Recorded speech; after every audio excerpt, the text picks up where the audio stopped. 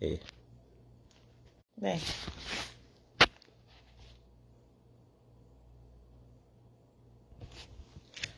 Hello. Good morning. I promised I was going to be here this morning with a very hot interview. Very, very hot interview. I'm interviewing one of the nicest persons in the life of my family. This woman here is very powerful. Her name is Sarah. Sarah, let me just make sure you come into the camera properly. Hi, say hi. Hi. Good. So this is Sarah Amafu, formerly Sarah Sam. Sarah is from Ghana. We schooled together. Yeah. We went to the same University of Ghana. We kind of knew each other back on campus doing our undergraduate studies. And we used to say hi, but we're not friends. We did the same course. We didn't even know we would connect in Canada. But here we are today as friends, right? Family friends. She's here visiting us.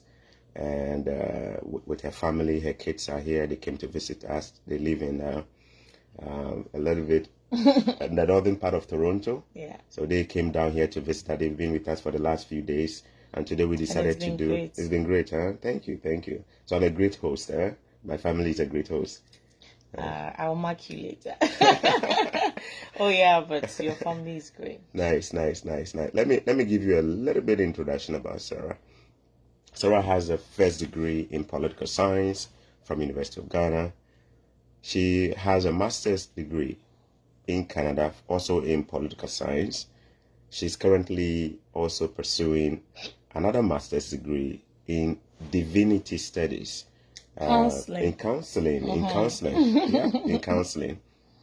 at Tyndale University. So hoping someday she might become a pastor or something like that. Sarah has a passion for counseling. She has a personal Facebook page where she has a lot of followers. She counsels people on marriage and relationship. I'm going to post her page name down there so you guys can check her out. Her content is really, really good. And Sarah also has a unique voice. She is a great singer. I personally enjoy watching her sing. She has such a powerful voice. When she sings, you'll be wowed. Sarah is married with 2 kids, a girl and a boy. Very brilliant kids. She is very... It's okay. She's very interested in helping people out. And today we are hoping that she shares her own story of how she came into Canada. Sarah, welcome to Choco Millionaire. Choco Millionaire. Yeah. One thing people don't know about you is that you are the first person who subscribed to my page on Facebook. Really? Yes. And you are also the first person who liked and shared my first video. That's what friends are for, you know? Yes. Another thing, fun fact, is that this same location we are sitting now, I remember. a year ago, Sarah came to visit us and she asked that I interview with her on her page. So we did an interview advising singles about how to manage their finances, wealth creation. And I didn't want to do that interview. She forced me literally, and then she said I should do it. So after that interview, based on the feedback we got, she said, maybe you should start talking to people about this. So you kind of pushed me into doing this. So if you look on my page, you're going to find a video where she interviewed me. I was the one talking and you were the one. She was the one asking me all the hard questions and I was not. Right? So thank you so much, my sister, for accepting to be on Choco Millionaire. This page is all about positive vibes, inspiring the youth, the African youth, to know they can succeed without our corrupt governments, without them. And today we want your story to inspire us. So let's talk about you. Growing up in Ghana and going to school all the way to university and studying your first degree in Ghana, did you see yourself someday traveling here, or you were just going through school like everybody did back in Ghana? Well, the interesting thing is that I never thought of traveling. Like back in the university, I think when we got to level 400, And then I heard people talk about, traveling outside, scholarships and all that. I think apparently my sister was into this because she finished it when she finished her first degree, but she did her master's at Legon. Okay. So it was after her master's that she was thinking of her PhD outside. Okay. So I got to know that people could travel and school. And then I met this man. He was telling me how he sponsored a guy to go to school, like helped him get scholarship. So he brought my mind kind of, I'm like, so people can get scholarship and travel. So I think by then I was almost in level 400. So he told me that there is the government one, how did they call it? The one in Ghana that they sponsor, Get Fund. Yeah. But then, the Get Fund is a bit sketchy because it's hard to get. And then I heard most people travel and they don't even get the money from the government. So I'm like, okay, I don't want Get Fund. I don't want to go through all that. So I was like, okay, let me try other means. So I think level 400, I started applying. The first school I applied was to UK, Southampton. Okay. In UK. I got the admission, but there was no funding. Meaning you had to pay your own fees. I had to, and I wasn't ready for that. Like UK, I wasn't ready for that. They said they were going to see if they can get funding for, but I didn't get it. So the first school I applied to while in the university, level 4 was Southampton. And then that passed. And then somebody told me about Shanghai in China. Wow. So, but I had still not finished. You were ready school. to travel. Yeah, like I heard it. So I'm like, okay, let me try. So I applied to University of Shanghai, and I think I got the admission to. So there was a little mix up. Okay. So these things you really have to be serious when you are doing it, like follow up. I think I made a mistake or so, and they did a follow up. I didn't check my mail or something. You didn't check your mail, so you missed it. I was just doing it, so I think I missed the email or something like that. And later when I realized, I'm like, they sent me an email to do. I was like, okay, China, you people should take your stuff. I'm not going to China again. So that passed, and then I forgot about it. Yeah. Before finishing school and everything. So that was do you want me to continue? Okay, that's good. I want to tie in a bit with what you said in terms of following through with your application. Yes. I think I had an experience too. When I started my applications, I was mostly using my Yahoo. I had Yahoo too. And I didn't have a Gmail at that time. So what happened was that I will check my mail and I wouldn't find anything. Exactly. Not knowing they were flagging my mails and putting them in my spam. Ooh. And I wasn't checking that. And I had received an admission and I didn't even know it was there waiting for me.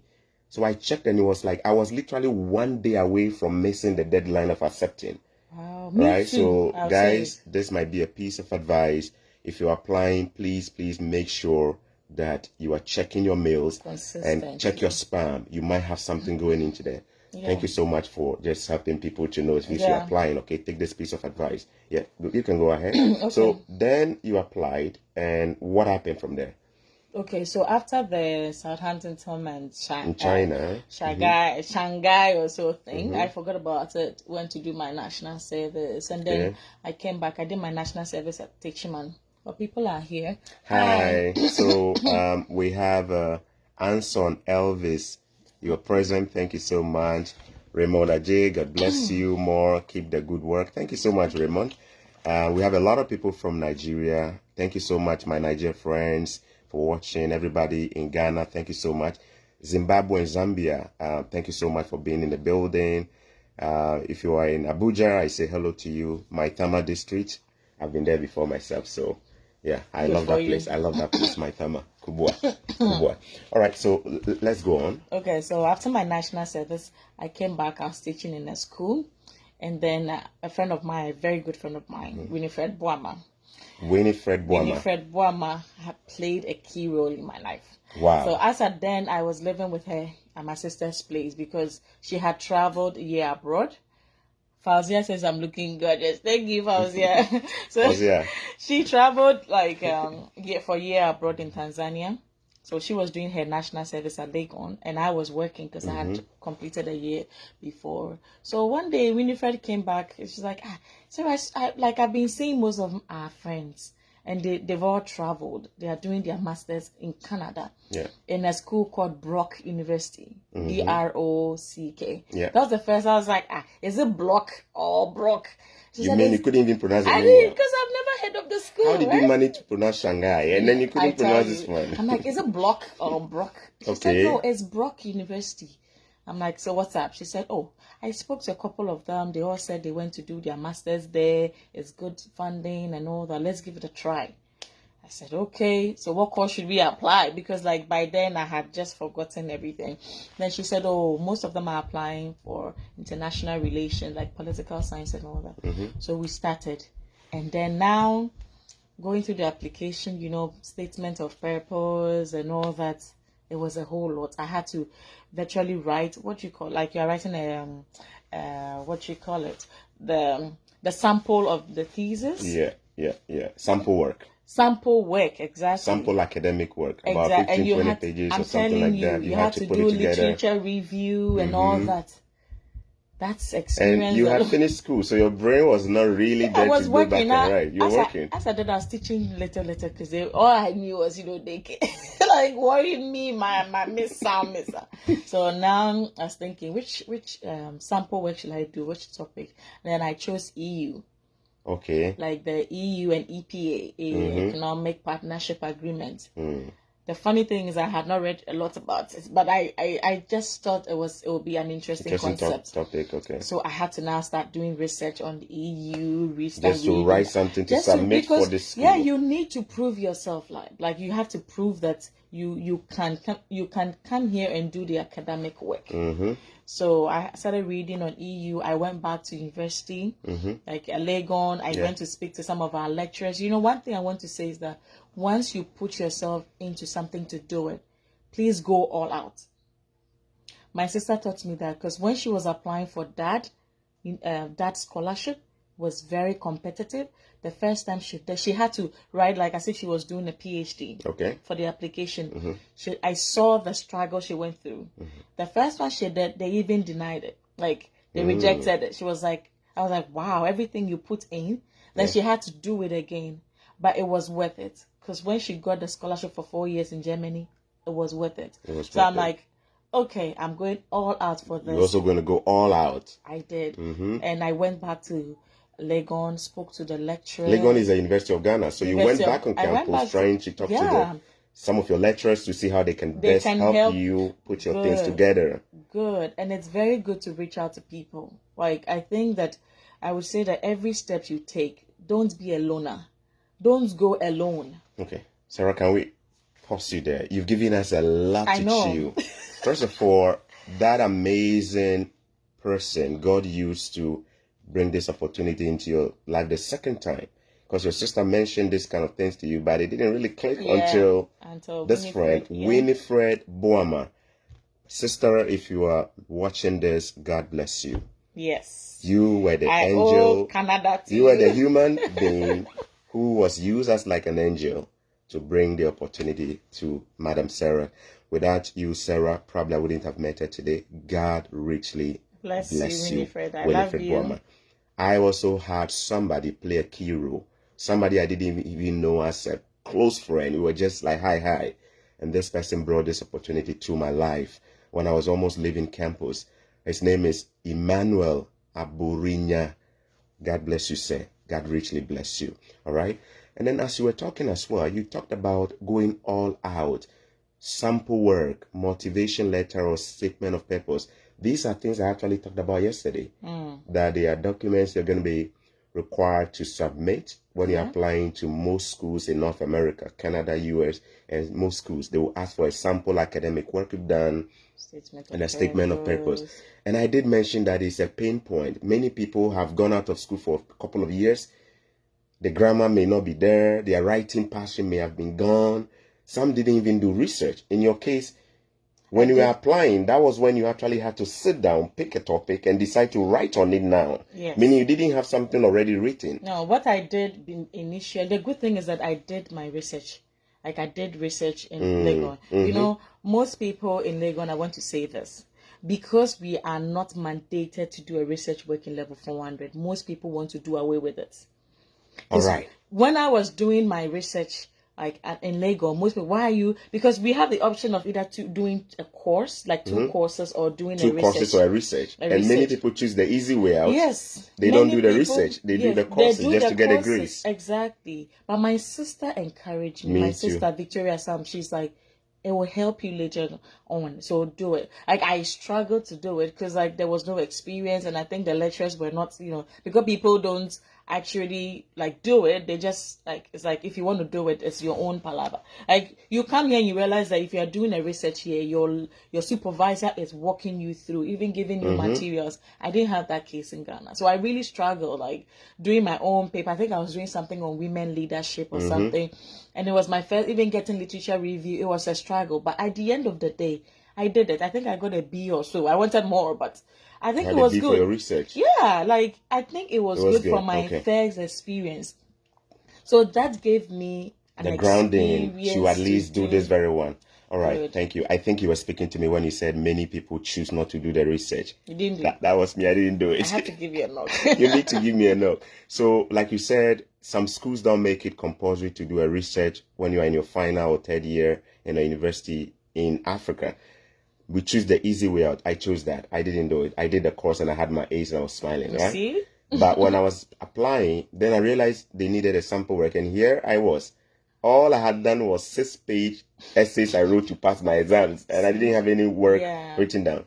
But I did what you did. I quickly sat down and decided to write on. I think I wrote of food security. Oh. Something like that. Food security in Africa or something like that, And it was tough. Because here you are, you finished school, you haven't written. But the moment you decide to do this, you need to go all out, guys. I was sleeping very go late, all out. 2 a.m. Sleeping late and all of that. But this is the catch here, guys. If you have a sibling in a university doing a social sciences or a course, a degree, and there is a research company, we encourage you to do it. Do it. Don't choose the easy way out. Sometimes the easy ways out, you will always pay for it in the future. Right? It weighs a ton to be disciplined to do the research. But in the future, there will be no regrets. So please, if you are in Legon, KNUST, if you get a chance to do research, it's tough, but do it. Hang around with those who do research. Master students who are doing it and learn how to do it. It's going to help you. Else, if you want to travel these things, you have to go through it again by submitting a sample work, okay? Thank you so much for giving us that vibe there. And I know my followers, my future millionaire followers, are going to be running with this. There. Yeah, right? All right, so let's go on. And then you went through the application, you put the documents together on EPA. Like you said, EPA, yes, you wrote on that. I did everything. And you were still doing your national service. I was working, actually. You were working, actually. You finished your national service and you were working as a teacher at this time. Grade 3. I was teaching class 3. Let me know those in Nigeria. National service is the same as National Youth Service. Okay. Ghana, we say national service. In Nigeria, they say National Youth Service. So she's finished a National Youth Service and she was now working as a teacher teaching kids in Ghana. All right? Yes. Go ahead. Okay, so we put in the application. Winifred did hers. I did mine. Your friend applied. You also applied. We all applied. Both of you did. We all the same school. The same school.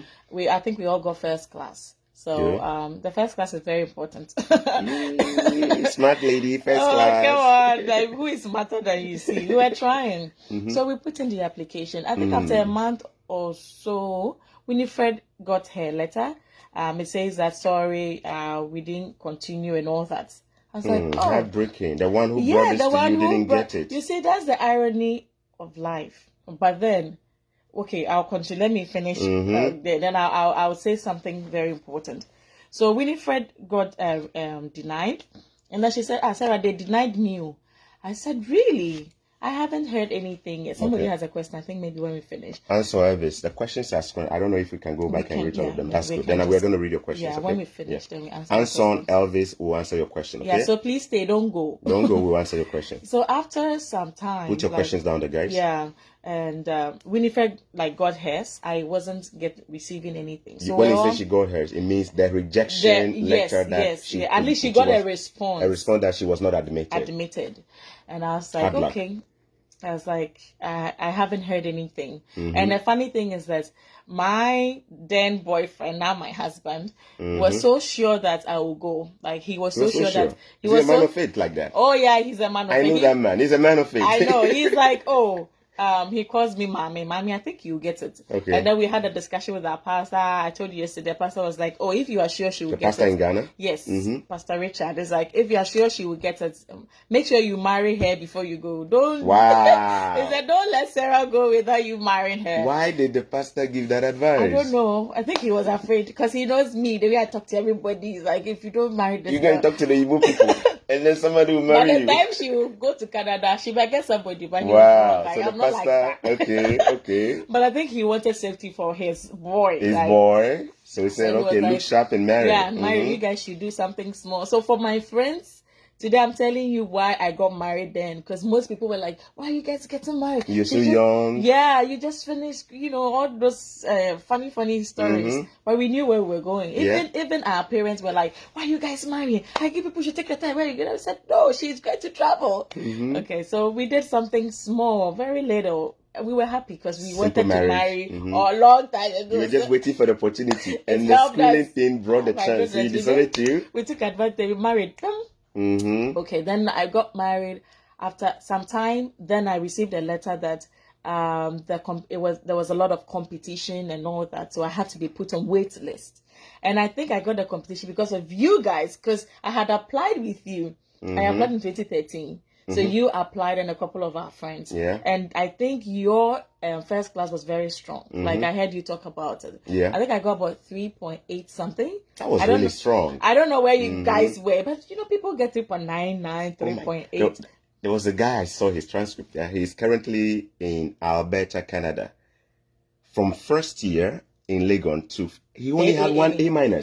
I was scared.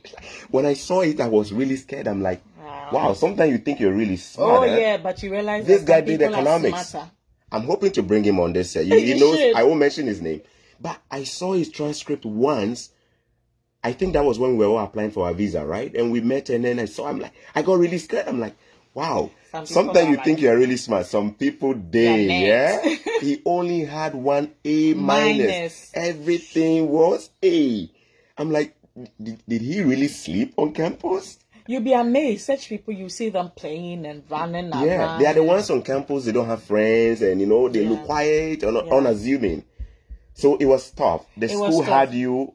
They sent you a letter, but they said you are going to be on waiting list. Meaning we may want to consider you, but for now, no. If you want to stay on the list, we'll keep you on standby. On standby. Standby like NEPA generator. You're standby like generator in Nigeria, NEPA generator. Yes. All right, let's go on. So I was like, well, that is better than an outright rejection, right? Okay, so then, one thing led to the other. I got pregnant. And then you just got married, so pregnancy. That one was planned too, right? No, I think the pregnancy wasn't planned. It was a result of marriage. I just said that. Marriage and you were enjoying it. All right, let's go on. So you got pregnant, and what happened? You were on waiting list, you got pregnant, yeah? I wasn't even sure. You see, we talked about following up. Following up. Yeah. I totally forgot about it. Like, I was like, you waiting list, blah, blah, blah. I just forgot about it. And you went back to the classroom. You were teaching. Yes, I even got another job, like an administrative secretary with road constructions. I was busy and I got pregnant. So I forgot about the school. So it was my husband, God bless him, and God bless good partners. Because he was consistent. He was always checking the mail, because you have to open an account, the school profile and all that. He was always checking. Because for some reason he had faith that I would go in. I was like, I'm done. Like I didn't have any feeling for traveling, like that kind of thing. So he was consistent, checking. Then in April, I was due for delivery in May. In April, I got Charles Burton, one of the professors. And I was talking to you guys about Charles Burton is the former ambassador of Canada to China. Yes. And he was at this time a professor in this university. In the university. Yeah. I said something about whenever you're doing something, don't become a loner. Don't be a loner. Don't pretend you know it all. Yes, don't do it all. Most Ghanaians, I know that because of our culture and everything, most people want to do things like secretively, like not telling. We're afraid somebody will steal our chance.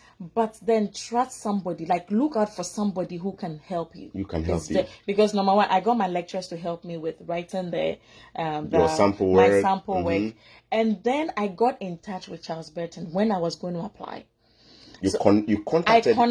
You emailed him. I did. Okay. Before I was even Before you even applied, we call that building rapport with the professors. You can email them trying to, become friends. Exactly. Academic friends, you know what I mean? That they will like you. Most of them are open. So I tried. Like I think I applied. I contacted about 3 lecturers.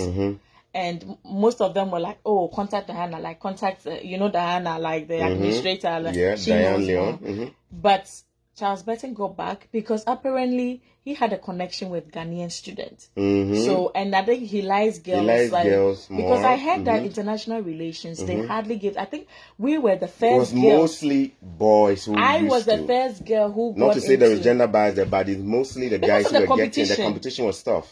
Okay. So I think I was the first girl who got international relations. Then, because Charles Burton told me, he was like, it's been boys, boys, boys. So now they are considering. You broke it. You broke that cycle. Huh? So he was like interested that I was interested in international. So he got back to me and I was like, "Sir, can you help me with my sample work?"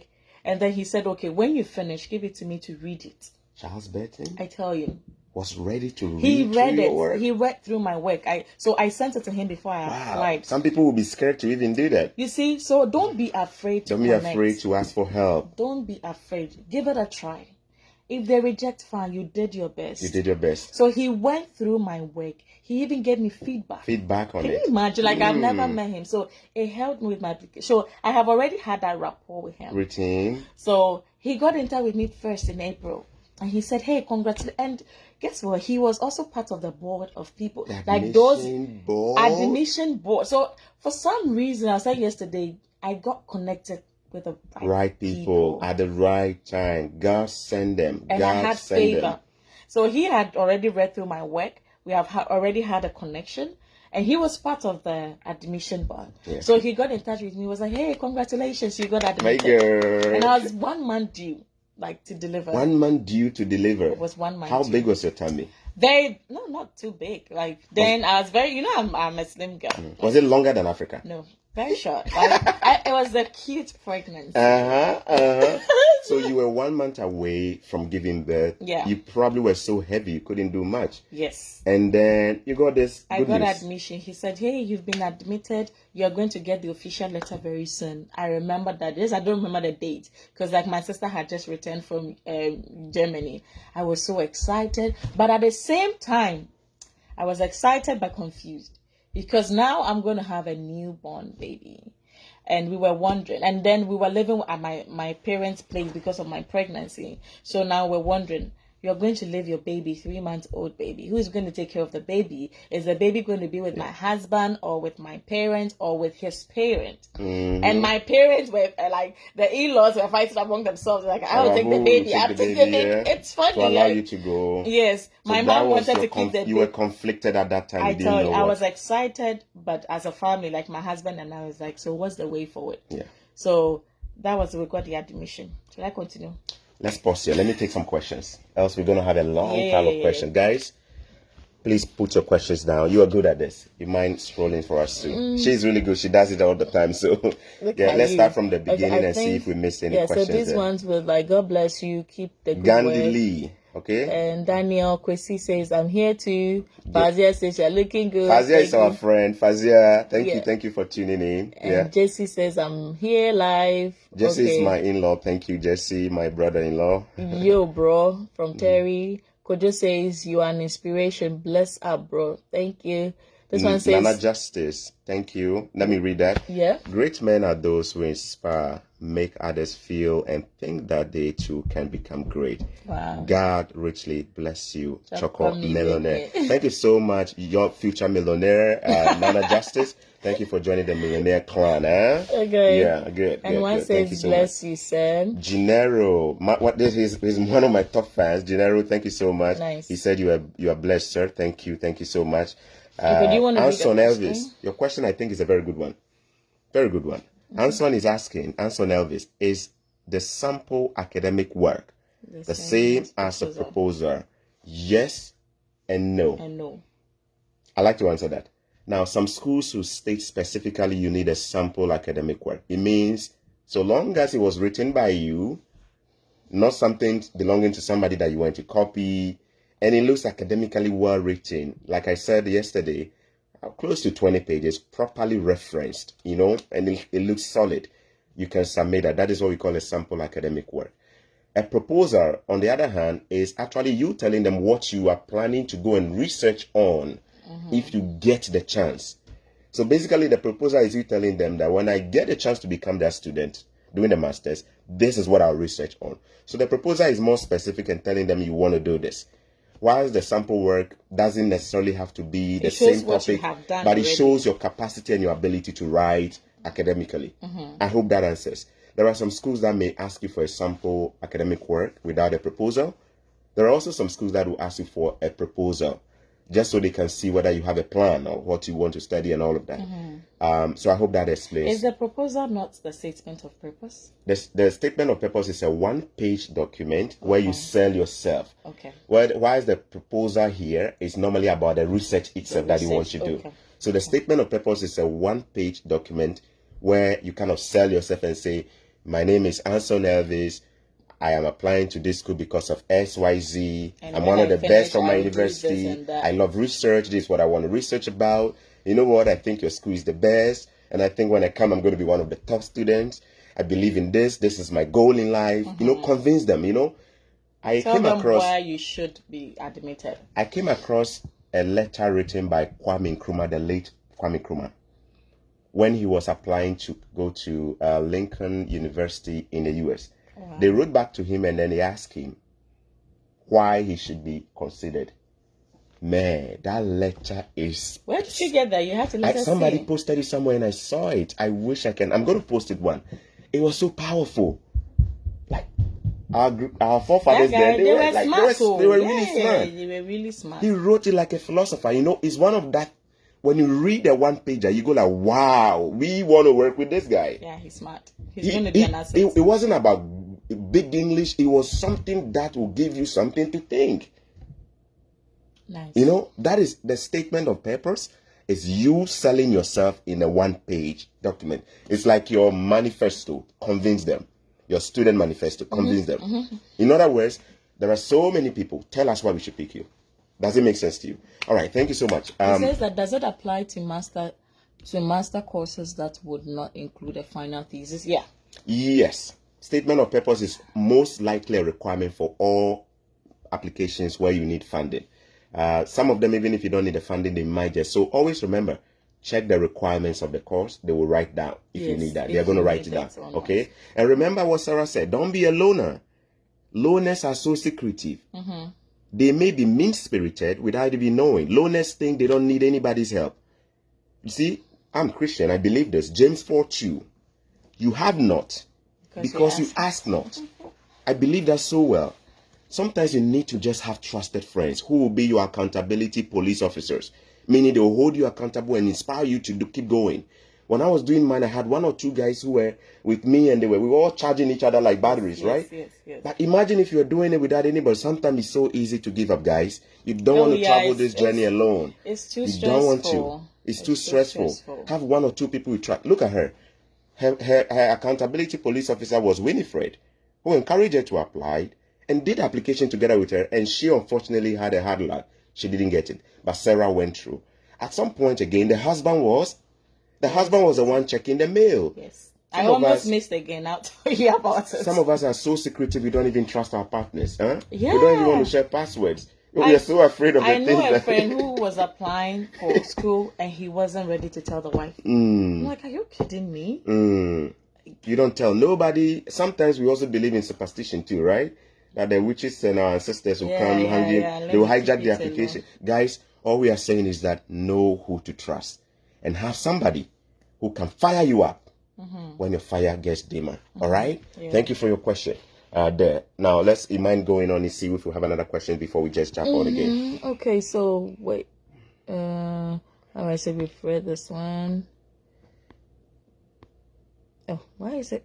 Okay. Yes, that is why I have my problem when I'm doing this. I always struggle to find what I have professional diploma in marketing UK qualification from Chartered Institute of Marketing. Okay. So diploma, we'll talk about that in one of my series, right? Yesterday I covered the degree guys who are going on scholarship. We're going to get to those with diploma and what they can do. Okay, yeah, he was asking about what are his chances. Gandhi Lee, what are my chances and possible way out? Maybe he had a question before. And he's teaching in Thailand. I'm teaching in Thailand. Gandhi, I think I have an appointment with you. Your brother asked you to connect with me. I'll be talking to you more so that I can assess your credentials and see what. But remember, guys, scholarships, like I said, first degree holders with good GPA, first class, second class upper, which is strong. Even a lower class, you have a good chance, provided you carefully choose the school. You need to, and provided you put your documents together. And right? And you have to write a good statement of purpose, a good sample work and all that, because they might speak for you. They might speak for you, even if your grades are not the strongest. Your other documents should be really, really strong. Good. Yeah. Thank you so much. So then you got that news.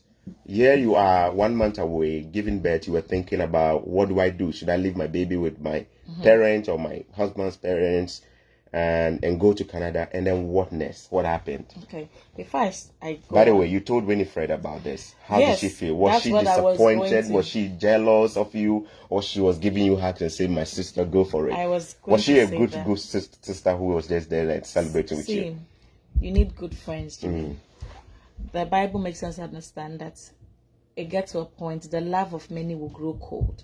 That's deep. The love of many will grow cold. You have to be very selective with your friends. See, Winifred, when she got 9, she was praying for me to get. You see, we fight, myself and Winifred, when we were living with my sisters. At the point, I was like, are you okay? Like, you guys are best friends, but you always fight. We fight, we do everything.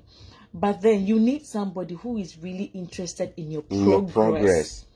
Somebody who, like my husband would always say that he wanted to be with me because of the way I celebrate success. You celebrate success, yours and other people's success. Yes, the little thing. I'm like, this goes for, like, I'm genuinely happy for people. And that is how Winifred was. Me too. So happy when somebody succeeds. Yes, like she was so happy for me when she was like, wow, Sarah, like, I'm so happy for you. It's like when I came here, she was always calling me. And I tell you, you might think that she's going to get like sad or jealous, like the typical man, you know. She's like, no, God has a purpose for her. As I'm talking to you now, she has her own business in Ghana. Wow. She's killing it. I'm telling you, she's a big shot. She's a big shot. She's married. By God's grace, she got a lovely husband.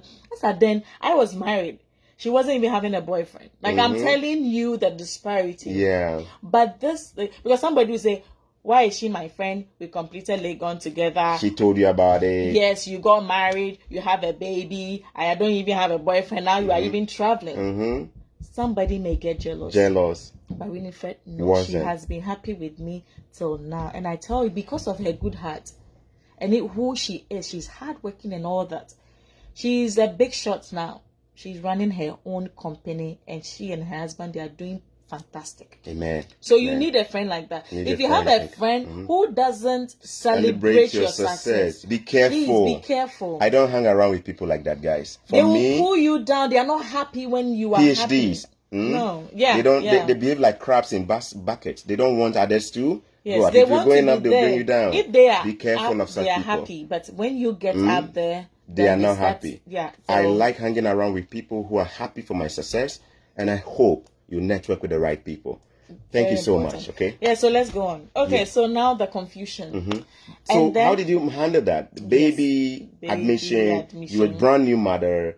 No, I'm not even giving birth. You are not giving birth. You were just 1 month away. Yeah. And so what happened? So I started researching on how, because Charles Burton told me that I had to start like doing the student permit, visa application and everything. So I went to the website, did a lot of reading, even though I was due. You went there, you did a lot of reading. A lot of reading, because you know what? Nobody was there to share. You know one thing about Canada, everything is online.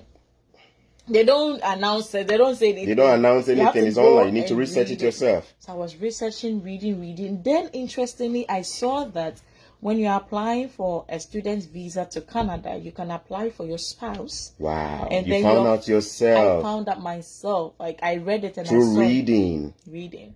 So I saw it that your spouse can come with you with your family, like children. And I went to my husband. I remember, I'm like, do you know it's possible that we can all go together? Even though you are the one who got the scholarship. Even though I was the one who got it. Then he was like, so if any of my friend is watching, because most of them kept asking, how did all of you come together? When you were the only one with the scholarship. I was the only one with the scholarship. So Norbert was like, really? Like, I said, I saw it online. Yeah. So then I did digging, researching. So with my cute 9-month-old pregnancy, I went to the office, the one at, where is it? Jawulu Junction in Accra. I went there. Jawulu Junction. They are not their office per se, but their visa processing center. IOM. I even got lost. I went to the one at Circle, like where you're going to Circle, where the embassy is. When I was so tired, you can imagine. You got lost. I got lost. So I thought that was where they did it. Like, so when I went there, they said, no, we don't do the visa application. This is just the embassy. Go back. And I went back. Me too. I went to the one on the Accra stretch, if you're going to Accra, yeah? Yes, when you pass the bridge. Is it Akwaje interchange? Yes. I used to always be in the trotro or somebody say Danfo. I used to be in the Danfo, right? The Danfo bus, and I used to see the embassy there. So in my head, I say, okay, this is where the Canadian embassy is. So when I was applying, I went there. I didn't know they were not allowing anybody there. They have a different place where. Yes. So I think that is where the Nigerians also come. The West African region, they all come to Ghana to process their visa. Yes. They come Benin, Nigeria. They all come to Ghana to process it in Ghana. No wonder there's a lot of queue. So like moving on, I went there. So you went there. And then I asked them that this is what I saw on your website. You read this on website. Is it true? Yes. Is it true? And how do I go about it? Because I'm in a tight situation. It would be a blessing if I could go with my husband. Heavily pregnant. Can you advise me? It seemed impossible. It seemed impossible. Yeah. But you just tried it. I went there and the guy, I got a good guy too. So guys, praying to meet the right person at the right time is always important. Pray to meet the right people at the right time. So the guy was very good. He explained everything to me. The application, he was like, so what we do is that you apply, the student. Principal applicant who got a scholarship, you apply. For a student's visa. You apply. So you apply for a student visa. Okay. Yes. And then my husband applied for open work permits. Your husband, who did not have any admission, no business with Canada. No. He applied for open work permit. Yes. That means it allows him to come and work. Whilst you are schooling, cracking the books. Yes. Okay. And then my baby, your newborn. My newborn will apply for visitor's visa plus a temporary residence visa. Your newborn, barely how many weeks on you were yet to even marry. Yeah, I was yet to get birth. Yeah. But your newborn was going to also do a different application called visitor's visa and a temporary resident visa. Because why did you have to do the plus? Yes, because if you do only visitor's visa for the child, they are going to deny the child because it doesn't make sense. Why would the mother be schooling, the father working, and the child going to visit? So they would deny you. And most people why is the child only visiting? So you need to add the temporary supplementary application that will say not just visiting, but to get a temporary stay. Yeah, so the guy explained everything to me, and then I was like, so should I apply with my husband now? Okay. And then when my baby comes, I apply, and he was like, no, Canada loves the family concept. Canada loves the family concept. The family concept. So do it. So don't leave your baby behind. Do it as a family. And now then the other confusion was like, I'm going to give birth in May. I'm supposed to be in Canada in September. You're going to give birth in May. But June, July, August, September, 3-4 months away, you needed to be in Canada. And at this point, you had not even applied. No. Okay. And you know Ghana, I need to now do a birth certificate for my child. You know that one alone can take forever. And then now do a passport. That one can take forever. It's slightly better now. Applying for passports in Ghana is a bit better now. We must give props to the government. They've done a lot of work in that area. It's much quicker. But at that time, it was stressful getting a passport. Yeah, because you need to pay connection men and Goro boys. Because it took more than a year for me to get my passport. So I was like, my God, when am I going to get a passport for my daughter and then apply for this? Wow. So I would say this, because of this, I had to opt for a C-section. You opted for a cesarean section. Because I needed my child to come at a a certain time so that I can do this. Man, you plan things. You were planning things, and God was leading you on, huh? You go all out, Jimmy. You go all because if I was just waiting for the natural birth, what if she decides to come not to come early or December? I tell you, all the frustrations. So I think the doctors were not ready to do it because they were like, everything is fine, the baby is fine. And everything, why do you still? And I told the doctor I'm traveling, and the doctor said, if you are traveling, then you pay more for me to do this for you. I'm like, it's still worth it. They're going to give you premium charge because you're about to go. Because yes, and you are pushing us to do it. So at the end of the day, I thank God that I was able to deliver. And then I'm going to answer this question, please. Were you afraid going into the C-section, knowing how our system back in Ghana? Here you are about to travel, then you are going to go under the knife. Well, were you afraid that? No. Did you have any fear, or you just had faith that God was going to deliver your baby? In fact, for me, I'm weird. I prefer the C-section to the natural birth. Okay. The reason being that Ghana, the natural birth is life and death. It's life and death. I saw this with my own eyes. My sister had a terrible experience with her firstborn. And I'm like, I'm not ready to go through this. And the good thing was that I delivered in Winneba. They had built the new hospital, brand new hospital with new facilities, equipment, and everything.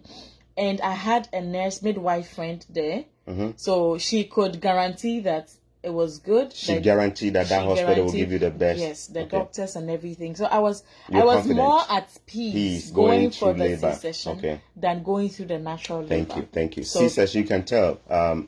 Guys, let me make sure you see her. Let me turn the camera a bit. She's giving birth. Two. I have two. C-section, but you see how she's looking. Yeah, it's not a crime. It's not a crime to go through a cesarean section. Yeah. The system in Africa is so unreliable. So if you have to make the right decision about C-section, don't feel you are less of a human being than somebody else who does a natural. Yeah, the whole it is stereotyping the safety of the stereotyping thing. We need to shame that.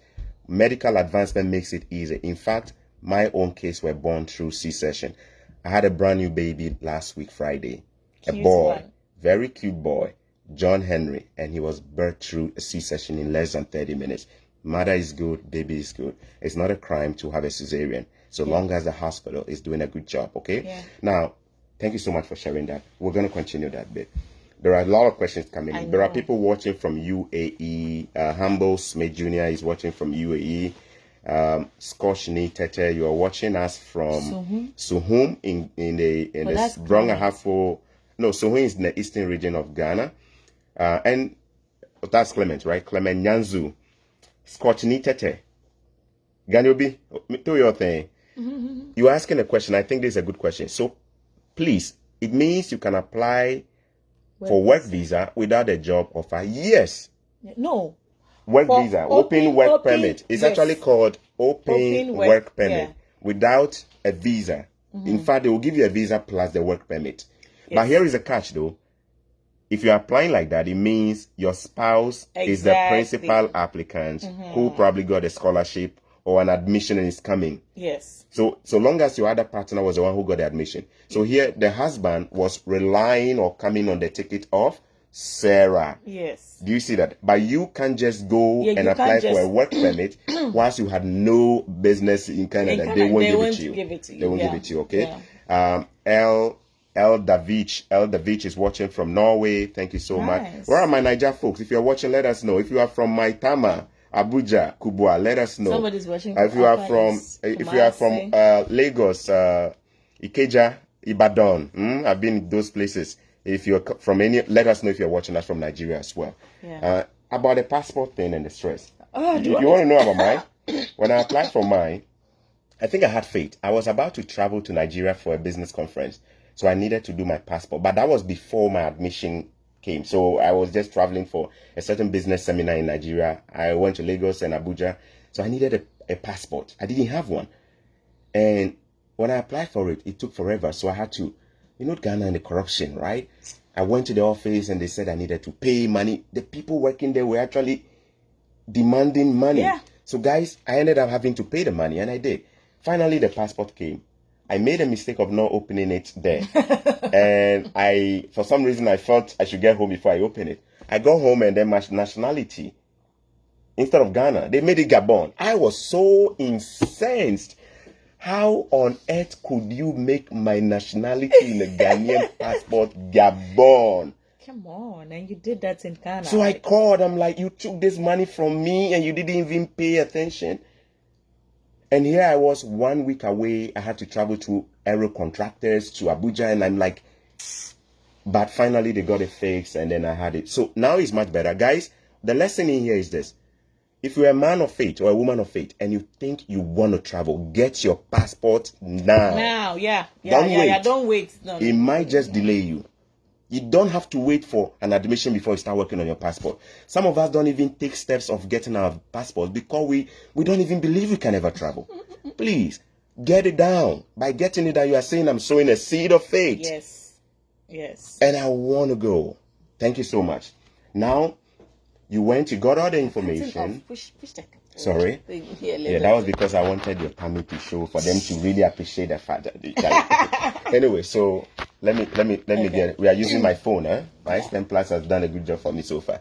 All right, so here you are. You went there, you got all the information. You now found out that was you. You researched. Nobody helped you. You went online, you did all the research.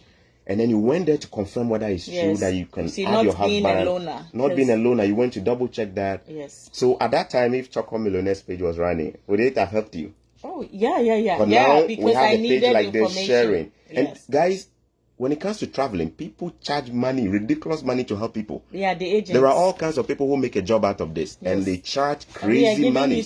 And we are giving you this for free. Remember, don't keep it to yourself. Share. Even as you are watching this, share. We need more people to be blessed. Yeah. We need more people. Don't be mean-spirited. You may not know. Share. Givers never lack. Sharers never lack. Please share. All right. So let's go on from there. You confirm. Now you know you can add your husband and your yet-to-be-born baby to come as a visitor plus resident. Yes. All right. Resident. Then what next? So you apply. So I when I gave birth, by God's grace, I had favor. I was able to do the birth certificate and the passport within a month, which is not real in Ghana. But, that's another story. I don't want to go into it because it's going to take almost all the time. Yeah. So I applied. My husband applied for the open work permit, student visa, and then I had to apply for my baby because you applied for your baby. Now she was born. Yes, my husband had to do his application himself. Because the mistake most people do, you think that listen here carefully. Yeah, most people think because I am the principal applicant, I have to do. You have to apply for everybody. No. Once the person is above 18 years, they have to do it. But they will ask who is coming with you. Yes. Then you say me. You. So it's like spouse name. I'm there. I'm the principal, but he had to do the information and sign it himself. The signature is very, very important.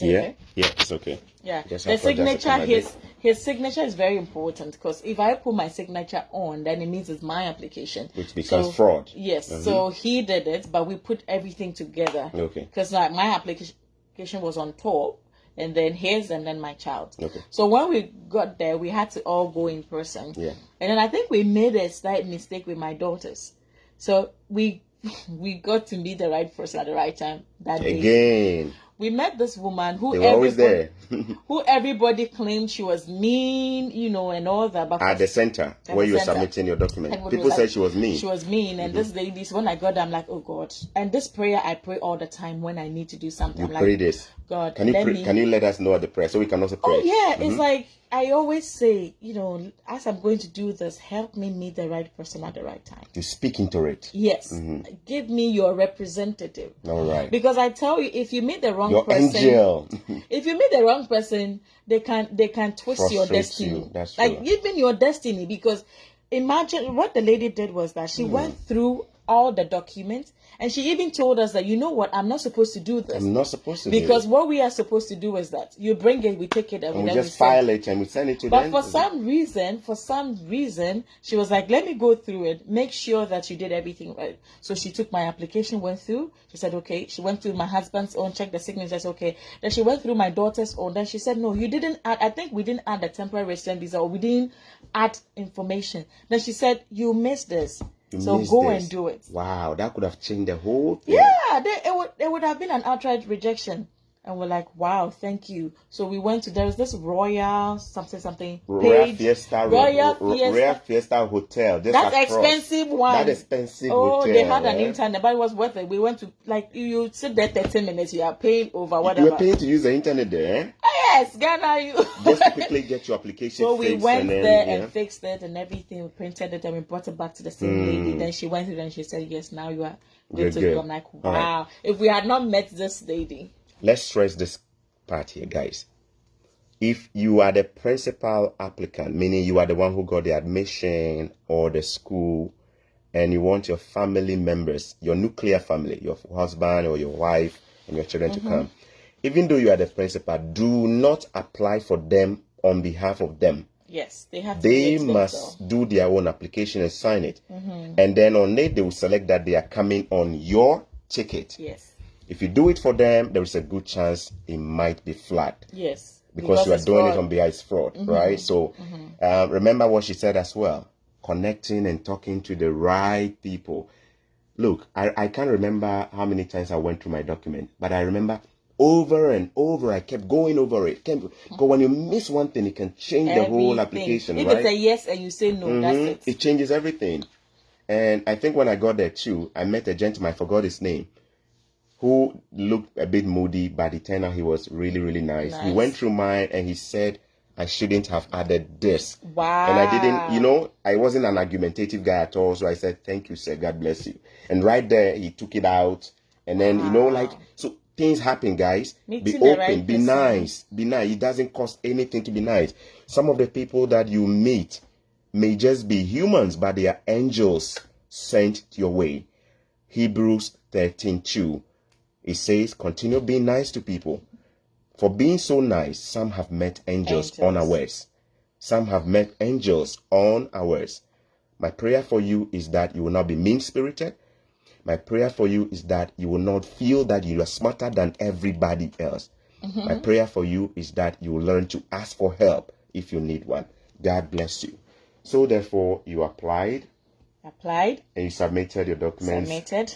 And then a friend who was helping me. A friend was helping you as well. You had a lot of friends helping you. Yes. He was already in Canada. And his wife has already joined him. The wife had already joined this guy. So he was checking up with you in Ghana. The other option is that you don't necessarily have to go through what I did, like bringing everybody at the same time. What most people do is that they come here. I think Ginny went through the same procedure. You come here. The principal applicant comes first, and then later on the spouse applies. It helps the spouse to apply, and the spouse comes through. That was what I did. I came first, and then I wasn't even married. So when I decided to marry, then I went back to Ghana, got married, and then I applied for my wife. And then it wasn't easy. They rejected it many times, but I never stopped. Keep doing. I'm the type that if you're fighting with me, the more you punch, the more I come back. They refused the next day I put it in. And I'm pretty sure they saw it also and said, oh my God, this guy is like the widow in Luke 18 who never stops coming. I'll give it to him. And then we finally got it. So you see, even your rejection, please have an attitude for it. Your attitude should be one that says, this is not an end. It's just saying this is not the right time, but you're going to go back again.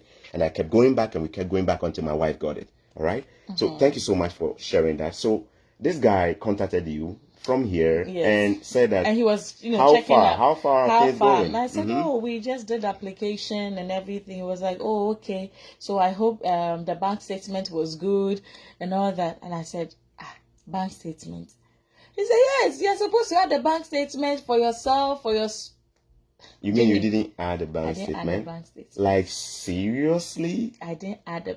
Guys, don't be like me. I didn't know. Guys, this is big. Listen, even when you get a scholarship, you still need to provide a bank statement. Either in your name or maybe a relative's name. Just showing that you'll be able to take care of yourself. Aside from the scholarship, you still have some money that can help you live. On the website of the Canadian Embassy or the IRCC, they stipulate at least $10,000 per person for living expenses. So you need to prove that you have that kind of money in your account to beyond the scholarship to be able to live here.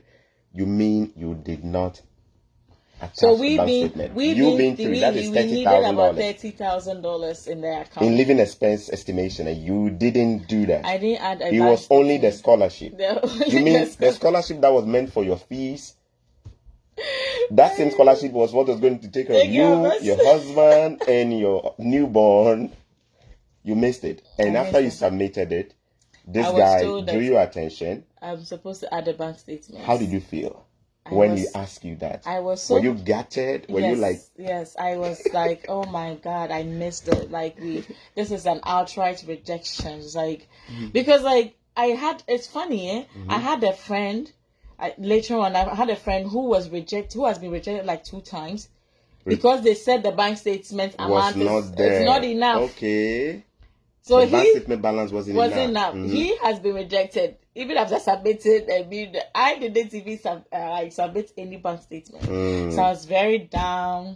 And then my little sister came and she was like, this is unlike you. Like, Sarah, you are always the happy type. You are the one who is sad. Encouraging people. Why are you letting you have a toll get into you? Then I'm like, you know what? You are right. Because I'm the type, those who know me, I always say, it's only the will of God that will be established in my life. Amen. That's a declaration I always say in my life.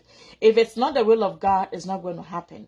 If it is the will of God, it's going to happen, and I have no questions to that. So I told God that, okay, fine. I didn't submit the bank statement. In fact, we didn't even know, that we had to submit the bank statement. So you should have known it, but you missed it. I didn't know. And for some reason, I don't think I even saw it. You see, sometimes they put in the required documents. The required documents. We checked everything. That, There was no bank statement. So guys, in ours. Please, even when you get a scholarship, you still need a bank statement.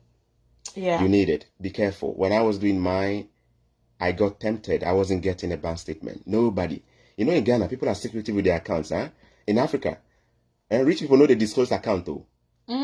Rich people know the disclosed account. In the PSA, if in disclose yeah, the family members are going to you understand? Him, so people get money, but they know they disclose Yeah. In Ghana, I asked. It's so frustrating because in my family nobody had it, and I needed somebody to guarantee for me who will release their personal bank statement to you without knowing you. It was tough, and this is why a lot of people get tempted. Some go for fraudulent documents. I caution you, please. You don't want to do that. I know somebody who had a full scholarship, but was caught up in something like this. Do not go for a fraudulent bank statement. They are so sophisticated now, they will catch you. Yeah. And when they catch you, they'll slap you with a 5-year ban. Wow. Meaning you cannot, in fact, after that, there is even a slim chance you get to Canada again. If you don't take care, they so might even... keep pushing, keep asking. And remember, keep asking and keep praying. God will send helpers your way. You submitted it. You couldn't have done anything. Now you can't. Once you submit the application, you cannot update it. Yes, you can't. That's why you need to be very thorough before you submit it. So you waited, you prayed about it. Yeah, and then I forgot about it. I'm like, if you we forgot about it since you couldn't do anything, you left the rest to God. Yeah, I'm like, if we get it, fine. If you don't get it, fine, we move on, right? Maybe you reapply again if you don't get it. But what happened? So by August, we got the response that we should go and do our medicals. You got a response in August, and school was starting in September. A month away. Yeah. In August, you had an email to go do your medical. How did you feel? That day. Were you jumping? I can't even. I remember my husband's phone. I don't remember my own. He was at work, and then when I got it, I sent it to him, and he was telling me that when I sent him the email, he just went to the corner. Watch it. He said, okay, well, let me not be too excited. It's just medicals. So we're like, okay, it's medicals. Like, you know, you can never tell. So, but I was told that once you're asked to do medicals, like then that means that because if they don't want you, they will say no. Yes. But if you get a medicals, it means, guys, you are almost there. So long as there is no problem with your medicals, they will give it to you. Okay. Yeah, mostly. Yeah. So you were excited. You were jumping. Very excited. We went to do our medicals. Now we were waiting, and then it came. Akai Clinic. I did mine at Akai Clinic. Yes. Close to the American Embassy in Ghana. Yes. Jimmy. So we're there, and then the letter came. All 3 of us got it. All 3 of us. Like the newborn. How old was the baby at that time? She was 3 months. 3 months old by then. Okay. She was 3 months. Did she know? Was she celebrating, or she doesn't know anything? She was just drinking breast milk. She was just drinking breast milk. So I got it. My husband got it. My child got it. You know, this thing seemed impossible. I told you, because but God did it. Before, we were just laughing because we were in Kaswa then. So my husband and I would be laughing and say, hey, it will be funny. It will be like from Kaswa to Canada, Kaswa to Canada. Then we would just laugh. Like my husband and I, we have this thing we normally do.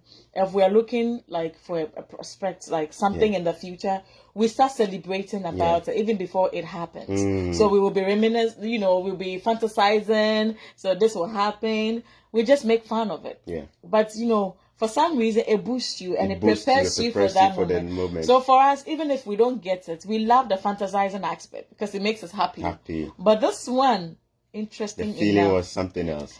And that day when I told him that it has come, he said, "Our workplace." He would just look around and said, "I'm leaving to Canada." He was telling people. Like, no, he wasn't telling people, but within himself, he was saying, "I'm leaving to Canada." Wow, I'm leaving this place. I'm going to Canada. Like, is it real? And my mother was like, I told my, because we're living in Kaswa, my mother was like, so you are trying to tell me that just as we are living with you guys here, in a month, all three of you will be in Canada. I would never believe this until I see you guys at the airport going to board the plane. You won't believe until you're in the plane. Yes, like all the process, you see, we were going back and forth doing the birth certificate, the passport, the application, medicals, and then she it was just a fun. Like for my whole family, it was like, what are you guys doing? Yes. But then when the visa came and I went and I took the passport with the visa, that day when I took it, I carried it quietly. I started like, I had the bag with me like because you didn't want any armed robber to come and snatch it from you. I had all three passports with me. I had left I was holding that. I remember I went to sit in the trotro. I was just quiet like this. Yeah. I was like, you're just quiet. God, just take this car slowly. Trotro driver, don't fool. I'm going to Canada. This part of the experience is something else. Can I share mine quickly? When I got my medicals, I felt the feeling was something else. I couldn't believe my eyes. I went back and I read it, and I was on campus. I was on Legon campus. I had finished school, but because of joblessness and I didn't have anywhere to go, joblessness, brother, I was still sleeping and perching with friends. Perching means begging people, can I sleep in your room, on your bed with you? And I was still on campus. People used to see me and they were like, you finished school, what are you still doing here? They had no idea I was homeless. Oh, wow. I was a graduate, but I was homeless. And I was sleeping around campus. But there are many people who have finished school, they have nowhere to go. Yes, they are just walking around on campus. You see them You see them and you think they are doing research. No, they have nowhere to go. So when I got this, and then I did my medicals, and then I got a visa, the feeling, it changes everything. It's so humbling, huh? It's such a humbling. It's a feeling of, is this really happening? Is it happening? And then it changes everything about you, not pride. But then you become so careful. Hey, when you sit in a danfo or trotro, you are careful. If you are in a matatu, if you are in Kenya, you know what I mean by matatu, which is your trotro. You are careful. Now, when few days before my traveling, I was in Kumasi at that time. So I needed to come to Accra a few days before my departure. The car I used, the transport vehicle I used, the driver was crazily speeding and talking on the phone. Oh my God. In my head, I'm like, do you even know who is sitting in this car? I rebuke you. You are not going to destroy my future. I will not be dumped on this street like a potato or like a watermelon. I remember I spoke to him and I said, if you don't stop speeding, I'm going to call the cops and you're going to be stopped. And he kept speeding. I actually got him arrested. Oh, wow. Yeah, I called. I made some few calls and I said there is a speeder everybody was watching me. Before we got to Linda door, the police were there waiting for him. Wow. And now this gentleman was pleading. I said, in my head, I said, you sabi who they use your car? Me, I did travel in 3 days. You won't go kill me. You won't go kill me. See. And then you become so careful. Even I was also sleeping, I think, in a hotel or something. And I was so afraid. Like there was that kind of feeling. The prayer I was so afraid. It's like, God, protect us. Protect me. You're wondering if something. The day we had to travel, and even with our traveling, because everything happened so fast, the ticket was so expensive. Mm-hmm. My sister jumped in right away because she was in Germany. She was like, I'll pay for your tickets. Wow. Yeah, you know that was a huge burden gone. Oh yeah, she paid for myself, my husband, and my child. Like later we paid her later because like it was too much. Yeah. I didn't want it to just go like that. I'm like, no, let me pay you back. So I did, but it was such a relief. You know, guys, I want to say this. My story, I would say, is a story of grace. Like with all the procedure we went through, somebody was laughing like from Kaswata. It was so humanly impossible. From Kaswa to Canada. Yeah.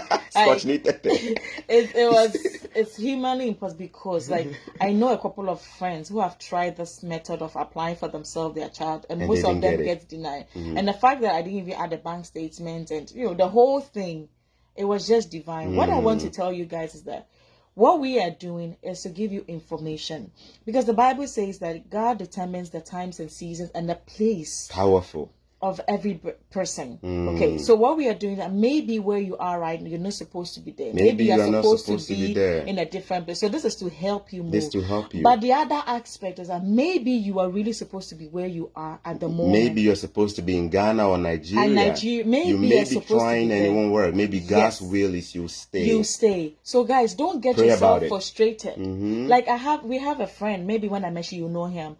He applied for school several times. Like, I think his GPA was even higher than Better than ours, huh? Yes.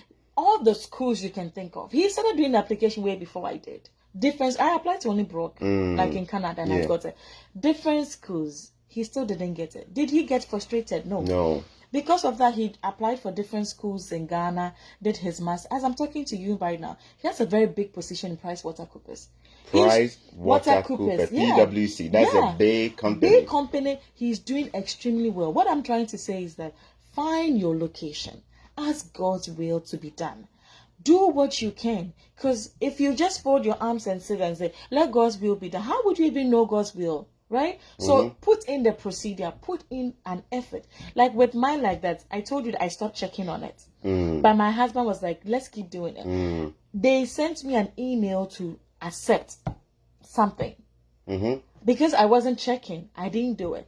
So my husband he took it upon himself every day to be checking. So one evening, I think midnight, he was like, hey, mommy, they have sent you this. You have to accept it. The deadline is tomorrow or so. I was like, really? If I had not accepted this, maybe we wouldn't have gone through, because they might think I don't want it. They might think you don't want it. So the deadline, always remember, checking your mails. Look, you need to, your spam. I recommend you even have a Gmail account. Gmail is preferable. Yahoo, for some reason, I'm not downplaying Yahoo or making them unpopular. For some reason, my good mails were always in the spam. Yeah. Gmail for me, it worked for me. I don't know which one worked for you, but make sure you are properly set up before you apply. Yeah. And take the advice. Sarah says something which is powerful.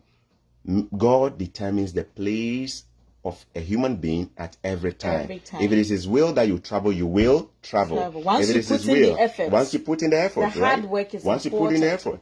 If it is also his will that you don't travel, you can try. He will frustrate you. It won't happen. Yes. And I think this is where a lot of people get me wrong. Yeah. People think that I'm just telling everybody to leave Africa. No. I'm saying that there are some people who may be given a vision and a dream by God in location A, say Ghana or Nigeria or Zimbabwe.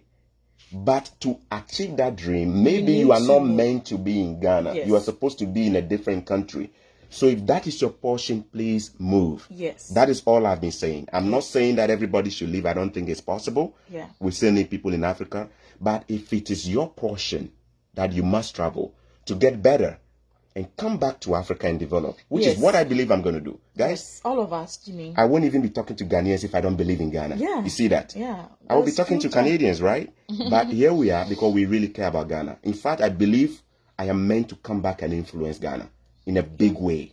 And the thing is that if you had not traveled, you would probably not have that tenacity to go back and empower people. I won't. You see, some people will say, oh, Pan-Africa, don't travel. But I tell you that maybe if I had not traveled to come and do my master's, and now even doing my master's in counseling, I might not be doing what you are doing now, which is your counseling thing, right? If Nkrumah had not traveled to do his master's, he would not have maybe gotten the experience to come and do. He met all the big people when he traveled. So the connection, the socialization is very important. So as we're saying, do what you can and leave the rest.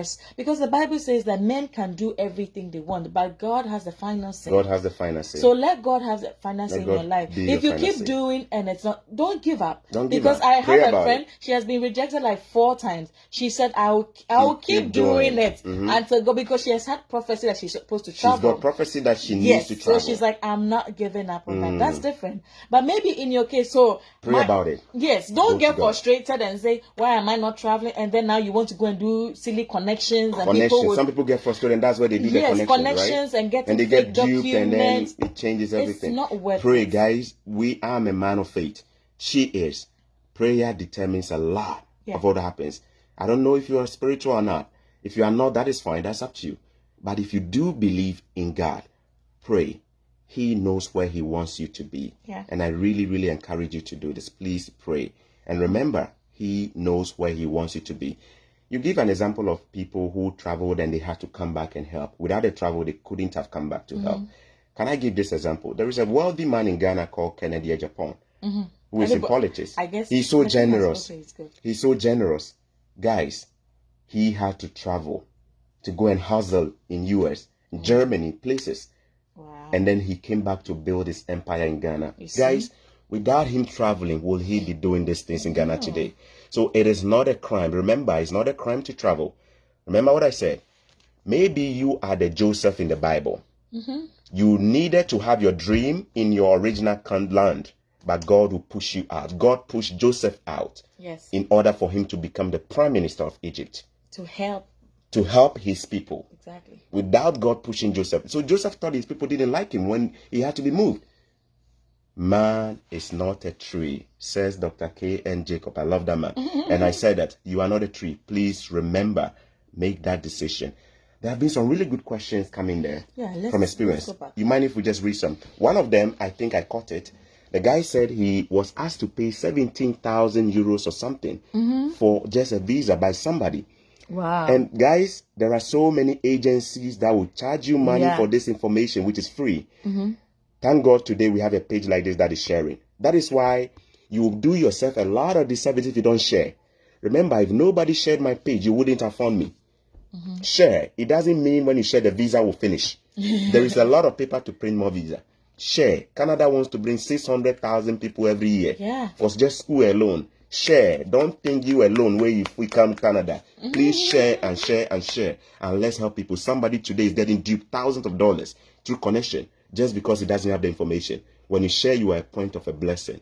There is a question. I don't know if you saw it. Okay, let's go through it. So guys, somebody post your said, questions. Once again, I'm a security in UAE. What's that? UAE? Yeah, United Arab Emirates, which is Dubai. Yeah.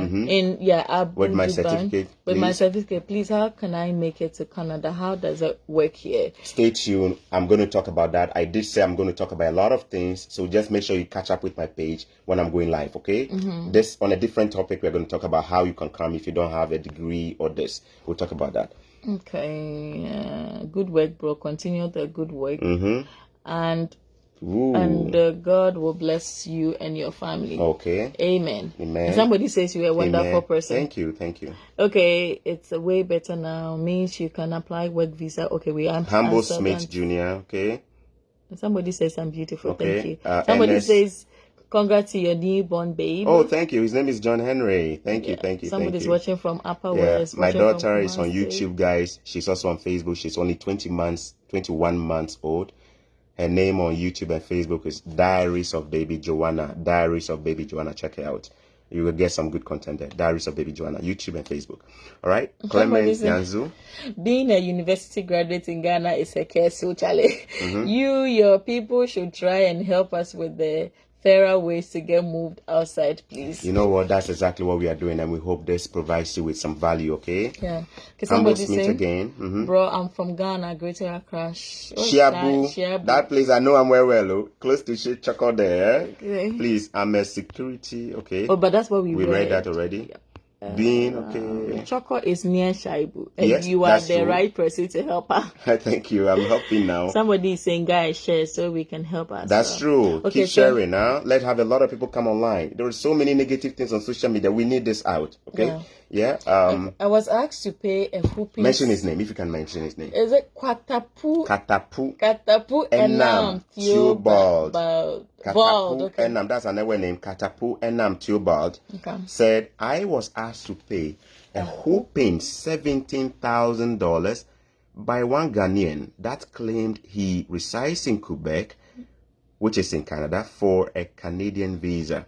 An amount that will make life... That would take years to come up with. Thank God you haven't paid that.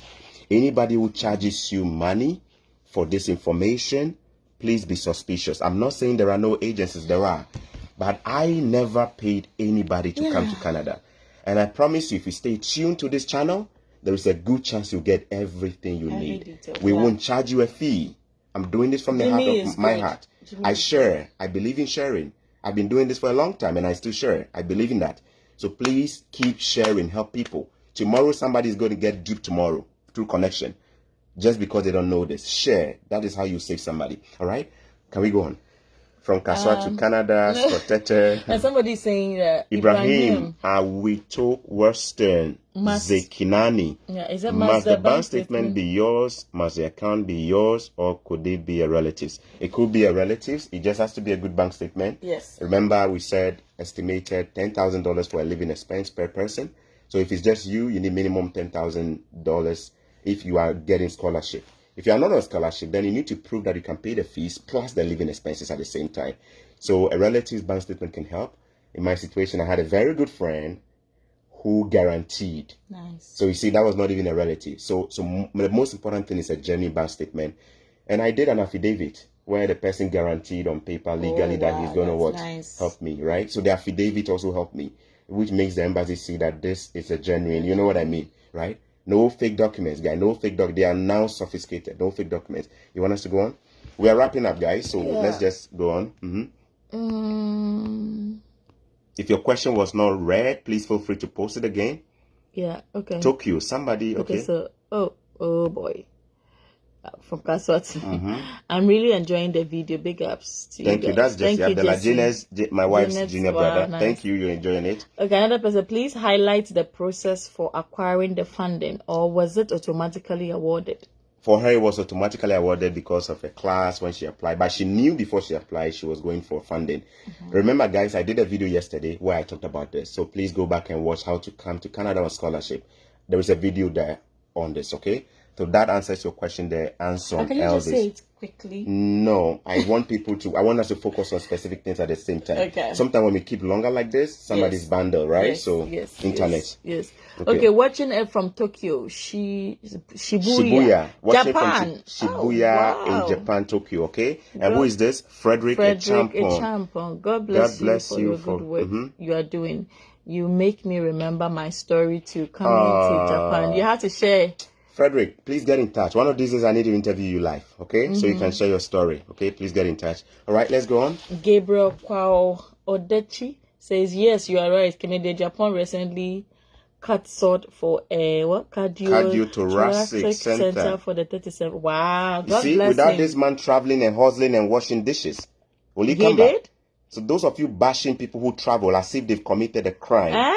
A suicide for traveling is not a crime. All right. Okay. So scrolling down, I think Facebook needs to work on this. So the more you scroll, sometimes they miss it. Mohammed Kamkambo Ibrahim. I have an HND and a 2-year top-up degree. A 2-year top-up degree and an HND. I think the combination of a degree and an HND, you could use that to apply for a scholarship. Yeah. The most important thing is that there is a degree component of your credentials.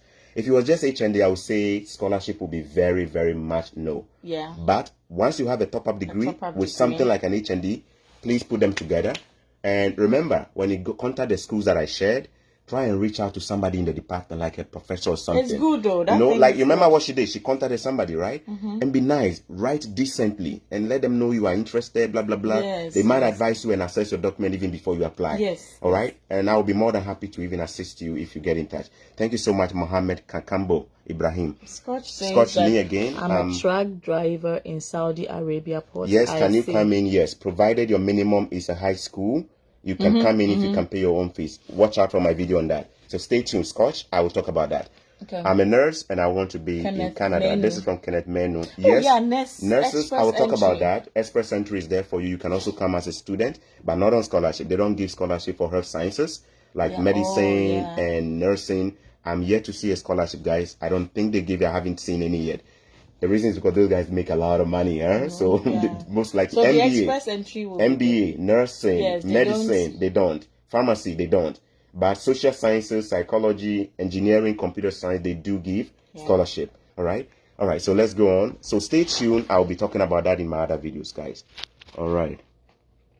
Okay, he said my chances. Okay, if you have questions, please, let's take questions from her. That's what I'm interested in, okay? I can see people have questions on different things. I want to know if you have questions for our guest today. Okay, Frederick says, congratulations to your new Thank you, Frederick. Yeah.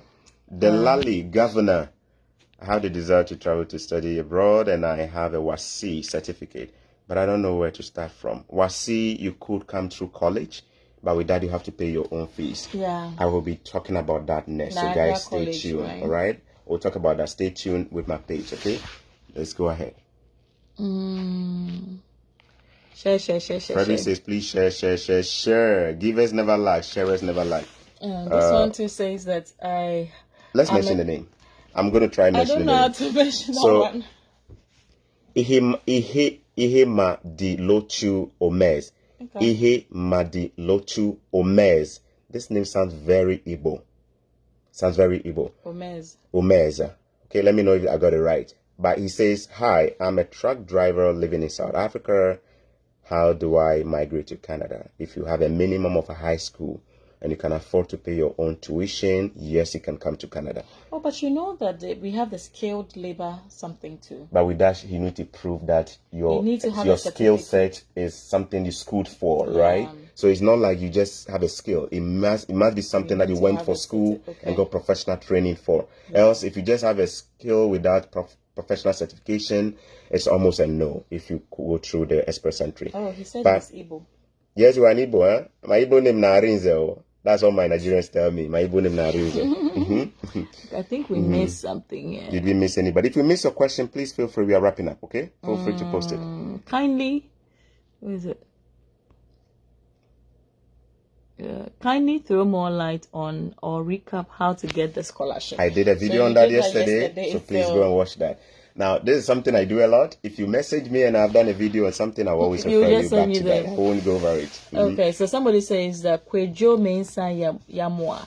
Do you need a GRE for master's application and funding? Yes and no. Course. The course you are applying to will state on the requirements that you need a GRE. Most schools don't need a GRE. Yeah. The courses you don't need a GRE. There are some few courses where you need a GRE, which is the same as graduate record entrance exams, GRE, or a GMAT a GMAT. I found these courses to require GRE. One is psychology, masters in psychology. I've seen most schools asking for GRE for masters in psychology. The next one is MBA. If you're applying for an MBA or an MSc in accounting and finance, MBA there is no scholarship, but with MSc in accounting and finance, they normally give scholarship. You may be asked to write a GRE or a GMAT. My recommendation to you is that don't go and take a GRE yet. Don't go and take a GMAT. Make sure you've read and it says you need it, and make sure you have even assessed yourself that your chances are very high. Because it's a lot of money to do GRE, right? So you don't want to go write it without knowing that you need it. You understand? So I hope I answered your question. Anson Nevis, I follow you on TikTok as Kofi. Are you on TikTok? No, I don't believe so. My daughter is on TikTok as Baby Joanna World. Maybe that's what she's saying. But I don't remember I have a TikTok. Maybe it's my daughter. I am on Twitter. I'm on Twitter as Man on Mission 99. I'm on Twitter as Man on Mission 99. I'm on Instagram as Choco Millionaire. And also another account on Instagram is Man on Mission 99. I'm on mission to inspire people. All right, thank you. Any other question? We don't have. I don't think we have any other question. Woo. No, that's it. I think we've read through that. We've read all. Okay, I think we've read all. Now let's begin to wrap up. Sarah, thanks for sharing your life with us. Life in Canada when you came here, was it rosy? No. Was it perfect? No problem. No. Quickly just take us through that so that those who, we are not selling you good side alone. Yeah. If you went to struggle, we're going to share with you. Was it rosy for you? No. See, you had scholarship. You came with your husband. He's going to get a job, but was it rosy? So you had a newborn. Was I'll it rosy? try and just summarize it. Yeah. You know, most people in Ghana or other African countries, immediately they hear that you have traveled, buy me a phone, send me money. But I tell you, life here is not easy, especially the first 1 to 3 years. In Canada, it's not fun. Because I came here with my newborn who was barely 4 months old. And my husband had to quit his job in Ghana. He's an IT developer. He quit his job in Ghana, came here. And for the first month or so, you apply and apply. You know the application. You have to apply for jobs, interviews. He went for even interview in Windsor, took bus. 5 hours away. Yeah, he went for job interview there. He had to sleep. He was looking for an IT job at that time? Yeah, he was looking for an IT job, no response. Do you know the first job my husband did? Call center? No. Okay. He was cleaning the cinema. He was cleaning the cinema. Yeah, this is an IT developer. Guy who has a first degree, who was working. He had to clean the cinema. 10 cinemas. It's like National Theatre. 10 of them. Wow. And they started from 2 a.m. to they had to finish in the morning, 6 a.m. Within that 4 hours. But you know, you have to be versatile and the type of a person who is willing to do anything to make it work. I know some guys would have said, why would I do that? Because after that time, you're applying for your IT job. It's not coming. I was just taking $400 per week for the TA thing.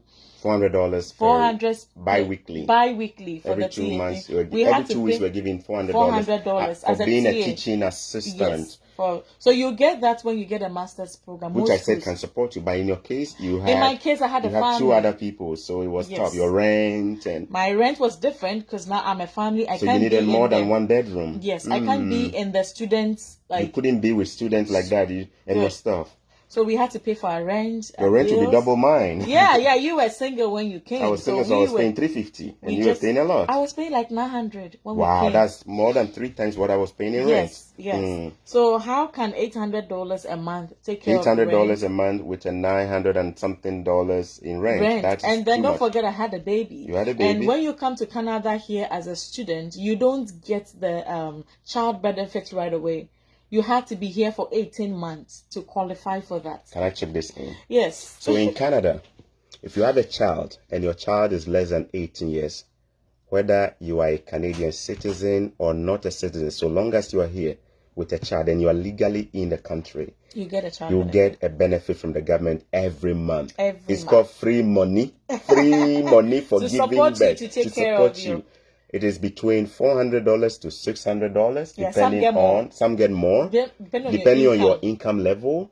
It's free money. The first time we are born, we didn't give me. I said, me, I go born. They give me money. No, but the thing is that you don't have to spend the money. You have to save. You have to use it to take care of your child. That's what they're giving you, right? To support you. And try to save some too. If I talk this in now, they could talk say maybe next time we will do the child benefits thing. Even money to even kill yourself. Nobody will give money to even kill yourself. So I don't know we give you. Yeah. Anyway. So we didn't qualify for the child benefit because we're not 18 months. You have to be, if you are not on permanent resident visa and you're a student temporary resident visa, you need to be in the country for 18 good months. You need to be here for at least 18 months before they can start giving you the check. You know, be say you just come 1 month, they will start giving you. Unless you come on permanent residence. Unless if you're a permanent resident, meaning if you came straight as a permanent or what we call green card in US, then with that straight away they begin giving it to you. Yes. But if you're temporary, if you're a temporary resident person, meaning that you are not here to stay permanently like a student, open work permit. With that, you need to prove that you stayed there at least 18 months before they give you the child benefit. Yes. But when you're giving it to, they are going to give you from the day you arrive or from the day you apply. From the day you apply. So from the day you become an 18 months person, then they start from that time. I think initially they used to give you a backlog. They used to give a backlog. But now, no. But they stopped that. But at least it's better than nothing. Oh, yeah. You came with a child. I came with a child. Were you given anything by the government of Ghana when you're in Ghana for giving a child? Brother, ma, what are you talking about? I'm not trying to embarrass you. I'm trying to let people know how smart some countries are. Oh, yeah. Oh, Canada is good. They give you money until your child turns 18. There are people who have 6-7 kids. Can you imagine that? $400, $500, $600 per child. So some people are using that some as people their are using investment. that as their income and investment. Some of us, with a bomb, my papa get plenty. My father had plenty children. Imagine if the government of Ghana was giving 1 naira or 1 cedi. No, They know they give you. Now only belly full. Where did they do? Now only their stomach. Now it's only their bellies and all the fat allowances for themselves. Thunder will fire them one day. The time. So, all right. So it was tough for us because I didn't have any extra support. It was just so my husband had to do the cleaning job. I mean, you clean the cinema, you clean the pork pond. Like it was very cheap, but he was humble to do. He was humble to start. Yeah, they were not giving him enough, but at least he can support me. He was supporting. So he did that for a while, and that contract, the person lost it, so they weren't doing it again. And then he started working with a call center. A call center? You know, he doesn't like talking. Like somebody, your husband doesn't like talking, but he ended up finding a job in a call center. He had to do a call center job for like 3 minimum months. Wage call center. Minimum wage, and he was ready to do it to support us because the family need to keep going. Yeah. So he did that for a while before, by God's grace, he got the IT job. So whilst he was doing that, he was still applying for a job that matches what he likes doing, his qualifications, which is software, IT stuff. Yeah, and he got it. He got it, and that was the breakthrough. That was the breakthrough. That was when he started having a breathing. Yes, at least, because at least now he can do a job that he loves. That like he has it, and even the interesting thing that with that particular job, he didn't even have to. He didn't even have to apply for it. The person saw his CV on LinkedIn. So he was like, "But what are you doing at Cytel? Like, what are you doing with this call center when you have an IT?" With all your qualifications. Somebody, the employer, reached out to him on LinkedIn. Yes. And then he was like, come to my office. Let's discuss this and see how it goes. He went there. The guy said, I think you are qualified. We're going to give you a job. He didn't even apply. And then he just got a job like that. Are you listening? So, the husband got an IT job through LinkedIn. He didn't apply for it. The employer saw his profile and went after him. And said, young man, you got this credential. What are you doing? And I think it was good because he was working in a course, because the man saw that he's hardworking. He's ready to work. He was ready to work. Somebody will say, he was ready to start from the beginning. Somewhere, Somebody will say, until I get my field, I'm not working. I hope one of the listening. Some of you. Yeah, now big position where you get. You come, you don't want to start from beginning. Kennedy Japan was cleaning dishes. Yeah. Me, I was a taxi driver when I finished my master's. Guy, you have to know the kind of job I've done? When I finished working in the factory, I worked in a factory. I was a taxi driver. My God. Look, when I was leaving Ghana, I said, me, poverty, lie forever. Even when I finished my program, I was working in the banquet hall. I was serving dishes and cleaning the banquet hall. So, you should be ready to start from somewhere. Be ready to start. It's called humility. Yes. If you can't start small, he won't trust you with something. Be faithful in little things, and he will increase you. So imagine you being here cleaning in the cinema and somebody in Ghana say, oh, our brochure, he's in abroad, send me dollars. Like, so those of you who have been asking people for dollars here and there, please, you don't know what we go through here. And let me just wrap up because our kids are awake. Our kids are awake. We need to wrap up. Else they come and take over there. Yes, and when we came here, we had no car. Jimmy was the one. Car and you have a newborn. We had a newborn. Jimmy, maybe next time we have to do about life in Canada when you had no car. I felt for you. When I saw you, I was heartbroken. Jimmy had to be coming for us for church service and sometimes for grocery. And then, pushing the stroller in the snow. Jimmy, it got to a point I was so cold, I was freezing. I asked God, why did you bring me from hot Ghana to this cold country?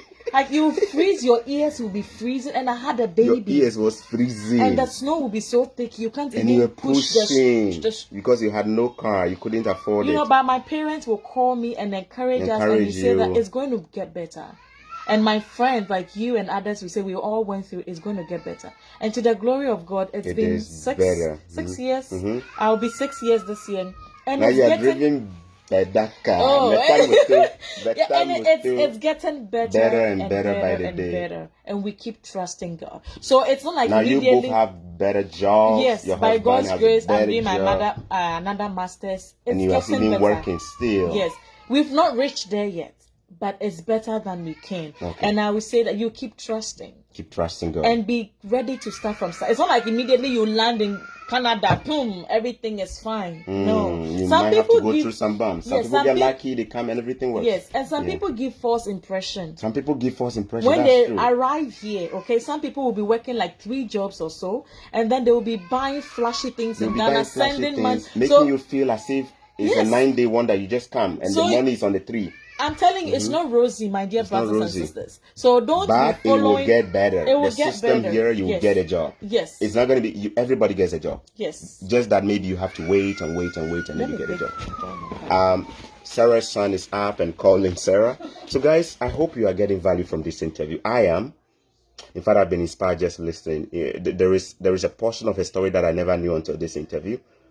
And my spirit is alive just by sitting with this woman. Is your spirit alive as well? I hope that is it. Yeah, that's right. I hope that is your portion. Huh? Sorry, guys. All right. So your situation is better. You are telling people to be willing to start afresh. Yes. Don't have pride. Be willing to start afresh. Yeah. Be faithful in little things, and He will trust you with more things. Yeah. Just to chip in, a friend of mine was the manager for airports. She was the regional manager. But it got to a point she felt like she needed a better thing for her children, because the education here, of course, is top notch, and then you get a child benefits too. Do you know that she let go her managerial position? She was a manager of a regional. She was traveling like crazy. She could go anywhere. She let go of that, came to start afresh here. She came to do her master's in education or something, just to get the opportunity to travel. I know your friend. Yeah, I don't want to mention it. Yeah, she started working in the bank as a teller. She was really a position she wouldn't have taken. No, because she was a manager for. But she sacrificed that just to give her children a better future. Now sometimes the children are doing so well. She's doing well now. She's gotten a better job. So guys, be ready to start from somewhere. If God gives you the opportunity to travel, be ready to start from somewhere. It's not going to be so risky. Even if it has to be working in the hotel, whatever, keep pushing. The better job will come. Yes. You will get it. You will get it. And it will pay off. I know somebody who was with a big telecom company in Ghana, big position. He left. Yes. And he started afresh. And he's here. He's a friend of mine. He's probably even watching. Yes. And I know him. It's worth it. And he's doing well now. Remember, you were looking at me today thinking that it's all like, I finished my school. I worked in a factory. And on top of that, I was doing taxi driving. And on top of that, I did a lot. I used to, guys, another time I'll share the story. And you're going to know what we did. You have to share your experience. I knew my breakthrough will come. And I knew this country is a place that works. Yeah. Not like Ghana where you keep burning and burning and nothing happens. Here, it will surely happen. I will also encourage you to have a LinkedIn account. My LinkedIn account has been dormant, but based on what you just said, I'm going to keep it active. Yeah. Employers, especially if you travel, employers might find you just on LinkedIn. My current job, I contacted the recruiters myself. You contacted the recruiters yourself? Yes. I got in touch with them. I told her, I've been applying. You guys are not minding me. I've been applying. You guys are not even looking at mine. I have this and that. Could you please take a look? And then you got it. So, getting in touch with people, it doesn't matter. It works. Behind. Ask questions. Because the thing is that thousands of people are applying. They might not even be able to go through all the CVs. But once you get in touch, they've gotten your name. They know they can tell you are determined. So they can just go back and go and check it. Dawn, you want to come in the camera? No. Do you want to come in the camera, please? Mama is almost done, okay? Yes, you're almost done. I'm going to buy ice cream, okay? Yeah. Please wait. Mommy is coming, okay? Yes. All right, guys, we're going to wrap up. Yes, we have to. So, our bosses are awake. Our bosses, the owners of the house are here. That's why we have to wrap up now, okay? Yes. So, thank you so much for sharing your experience. This woman is a blessing. I encourage you to follow her page. Can you type your page name down there? I'm still getting used to this, if you don't mind. I think there is a place where we can type, right? Okay, don't comment. It's words of wisdom. Can you spell it, please? WORDZ. WORDZ. Words of wisdom. Of wisdom. Marriage and relationship. Hyphen. No. Is there a hyphen? No. So words of wisdom, marriage and relationship. Yeah, I think maybe a hyphen. And my name is Sarah Amafu. Name is Sarah Amafu. AMAFU. Amafu. That is her name on Facebook. Go follow her. Check out her page. Relationship issues, marriage issues. She's the right person, huh? She's the right person to talk to, okay? All right. She will be your Bimbo Odukoya, the late Nigerian counselor. She will. Okay. Thanks so much. I started when my caption. I said that your story is a story of grace, faith, and tenacity. I've seen all of that in your interview. Grace was behind you and ahead of you. Faith, you had it. You're a woman of faith. Oh, yeah. And we need faith, guys. We need faith. And tenacity, you never stop pushing. You keep pushing. You never stop pushing. You had all of that. You are still pushing. You are still pushing. Thank you so much. For those who are watching now, I want to ask you this. You are in a better position now. Some people say we should all come back to Ghana and develop. What would you say to them? That we are still working on ourselves. At the right time, we are going to come back. We are still a work in progress. We need God to establish us first. And then at His own time, He will give us the go-ahead. The go-ahead. It's very, very important, because if I rush to go to Ghana right now, standing yesterday, what am I going to do in Ghana? I am not fully established now. What am I going to? Am I going to now apply for a job? How long will it take me to get a job in Ghana? Am I going to rent? Am I going to be in my own house? So don't rush in, hurry up and come. You need to establish yourself so that you can go and establish others. And we are trusting God that at His own time, He would enable us, just like what Kenneth Ejapon is doing. Some of us, we are not just here. We've been praying for our friends in Ghana. We've been praying for Ghana. We really want to see Ghana do well. So by God's grace, in some few years time, when He blesses us here, we will be a blessing, be in a better position to come and bless our people in Ghana. Without me coming here, I won't be in this position talking to you today, right? Yeah, exactly. So God does His thing in different ways. So don't give us pressure to come, because if I come right now, you're not going to pay for my rent for me, right? And you're not going to buy a car for me. Here, you can even have a car financing. Most of us don't buy a car right away. So we pray that the system will work in Ghana and make life bearable. Like here, even if the poor, you would at least have some small support. We have people who are on disability haven't been on support. But in Ghana, if you are broke, you are broke. Yeah. That's the scariest thing in Ghana. That's true. If you are broke, you are. You are broke. You are broke. If you can't pay your child, the government has all kind of support. You see, like on my page, they give like you check, you're this, they give you all kind of checks. You see, right? You are sick. You apply. The government pandemic. Will give the we're pandemic. Giving 2,000. Yeah, like as a student, I'm pandemic, a student. We were giving $2,000 every month. Look, every month $2,000 during the pandemic. Some people are still taking it. Yeah, some people are still taking it. Right? Those who have been affected with work and all that. My wife delivered just during the pandemic, and so she didn't go back to work. She was on maternity leave. And I'm talking about our first child. That was in 2019 when we delivered. We delivered, and then 2 months after that, the pandemic hit. So at that time, she was on maternity leave, and she was supposed to return in a year's time, but the pandemic is still here. At that time, the government had introduced their benefits of whatever it is. She hasn't gotten back up to now. We have even had our second child, and government is still paying her money for being home. Yeah. Guys, I they tell you, money where you go take even buy poison drink, government no go give you. And we have both of us, we have really struggled. Like my parents taking care of 5 children, taking us to school. It's been a struggle. But I tell you, Ghana, if you don't have anybody, you don't have anybody. If you are broke, you are broke. If you are broke, you are It just had to be God's grace intervention. People like intervention. We are living on a grace. Yeah, Ghana, there is grace. So if you get opportunity and you can travel, Master, if it means going sleepless nights, days, applying and doing everything, do it and trust God. If it's my favorite friend from China is here. Let me acknowledge her. Josephine Bafo, she was not well. Thank God that you are well now. You've not been well for a while. Work. She said the system will never work in Ghana until these people are gone. I agree. Until the corrupt government systems we have are completely disbanded, and we have men of integrity led by God who genuinely care.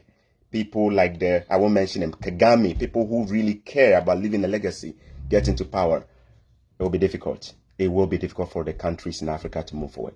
Corruption is the number one enemy of progress. Those who benefit from this will do everything to protect their corruption. It won't.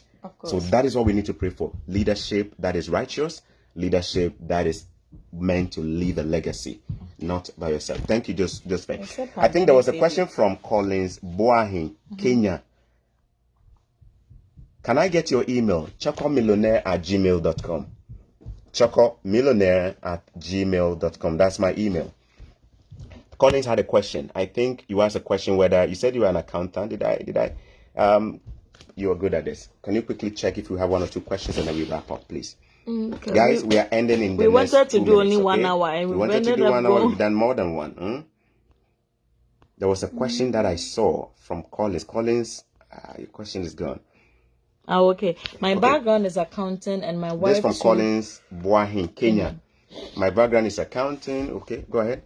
And my wife too is a nurse. I'm also a qualified accountant. Is there a possibility of getting a scholarship for me? Any recommended My brother, did you say you are an accountant, a chartered accountant? And your wife is a nurse? You are eligible. You, the chartered accountant, my brother, you are eligible for express entry to come in as a skilled labor, straight as a permanent resident.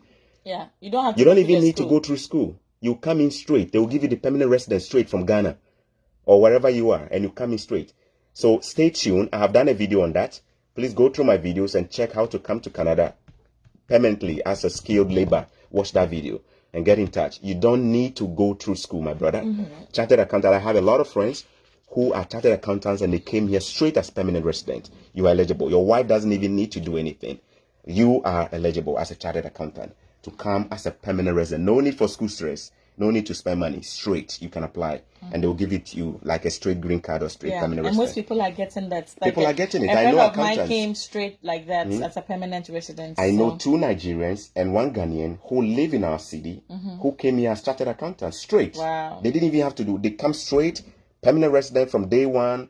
Free healthcare. You don't even pay for healthcare. Yeah, it's all about information, guys. You don't even pay for healthcare, and you don't even need a work permit when you come as a permanent resident, right? You don't need a work permit. Meaning, if you work plenty hours non-stop, you are eligible, my brother. You are eligible. Get in touch. Remember, before you contact me, go through my page. I always will not respond to you. Even if I respond, I'll refer you back to. If there is a video I've done on it, please be sure to go through it, okay? Josephine, exactly. I was saying if they want to develop Nima, why don't you send them to the affordable housing and develop? Smart.